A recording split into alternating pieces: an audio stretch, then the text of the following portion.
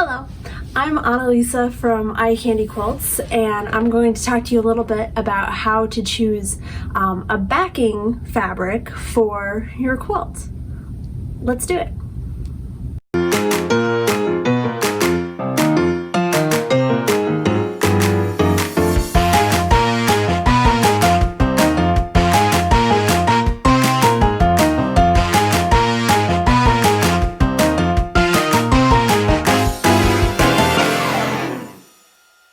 Okay, so this is one of those things where, again, I feel like I say this every time, but it's up to you what you want to do. It's like all of this is what I like to do, what Eye Candy Quilts likes to do. It was like, yeah. However, I will say I worked at a quilt shop for 6 years, something like that. Anyway, I worked at a quilt shop for a long time, and I helped a lot of people pick out fabrics for quilts and pick out backings and do those sorts of things. And for me, a backing helps complete the quilt. I know that there are some, sorry, there's a cat. There's always a cat. Yep, I think she might jump. Okay, so this is Cirrus. She does not help, but you know, she looks cute. Anyway, cat break. Anyway, so what was I saying? Oh, quilt backings. So the thing for me for quilt backings is they finish the quilt. So it's a hashtag I started a long time ago. I call it 360-degree quilting. I want my quilt to look good from every angle. So for me, that means using something for the back that goes with the front. It doesn't have to be a fabric that is in the front at all, but I want it to look like it was on purpose. Like, I know some people pull things from the stash and just mesh things together with whatever they have, and there is nothing wrong with that. This is nothing against any of that. It's just, for me, I like them to look pretty. So, look like my crazy version of pretty. Also, so another fun thing about quilt backings, so Luke Haynes had an exhibit at the International Quilt Study Center several years ago, and he said in his lecture that, you know, if you have a quilt and because his quilts were displayed like all sorts of different ways, twisted up and hanging from the ceiling and all sorts of crazy stuff. So when you see a normal quilt show where they're just hung against curtains and, you know, you've got 3 this way or just rows and rows of quilts, you don't see the backs unless there's a white glove there, and, you know, you just don't see the backs. And so he talked about that seeing a quilt back is kind of like seeing the quilt's underwear. So I'm showing you my quilt underwear today because it's something you don't always see. Maybe it's a little bit private. It often has a label in it, like you label kids' underwear. So I'm showing you my quilt underwear. So sorry, tangent, it's what I do. So the thing with quilt backs is I like them to match, but there's a couple other things that you probably should look for. Whether or not you're having it edge-to-edge quilted or custom quilted, there are certain limitations that you can do with having a one thread color on the top and one thread color on the bottom. So one example, let me grab this quilt, hold on. So this is our Frida quilt that we just got back from Ruby Blue Quilts, and Rebecca's lovely and showed me everything before she did it, so we had plans and knew what we were doing. But so this quilt is very pink, but also it's a lot of different colors. It's very warm, but what I picked for the back is a white. So the reason why this worked is that there's a lot of pink in it. So it's even though it's predominantly white, I would say it's like a 60-40 pink to white ratio. So, and then the backing is quilted with pink.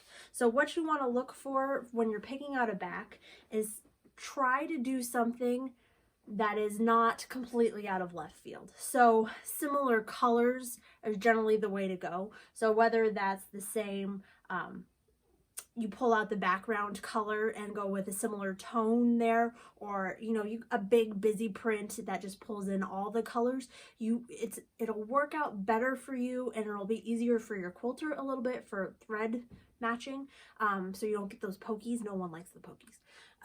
If you have a backing that is similar in color scheme to the front of your quilt. So if you have a red and green Christmas quilt, so if it's red, green, and white, don't put orange and hot pink on the back. You can, not saying you can't, but it's gonna make your life possibly a little more difficult.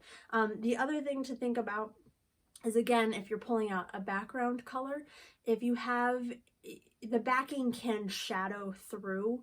So if you have a very light quilt, you probably don't want to put a very high contrast black and white on the back, or, you know, a John Deere print, because it's going to show through. So that batting is only so thick, unless you use black batting or other stuff, but just regular, you know, 80-20, 100% cotton batting, whatever you're doing, is you can get some shadowing from the back depending on what you're doing. So these are some quilts that I have stacked up just to give you an idea. This quilt is actually a pattern reject. It didn't work out. I love the quilt, but I couldn't make it work out so that instructions are good. So you see that this is predominantly a dark quilt. So it's got bright colors in it, but just dark background. So this is the backing. It's a dark background, little pop of color to it, but it's pretty similar.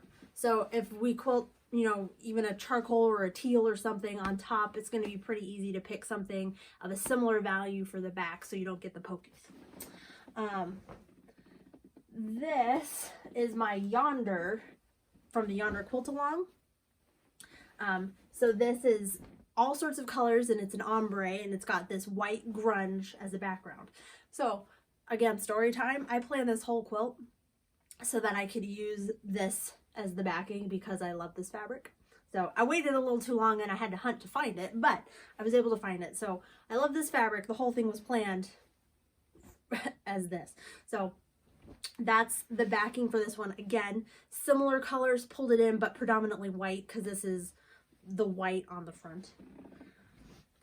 This next one's a little bit weird.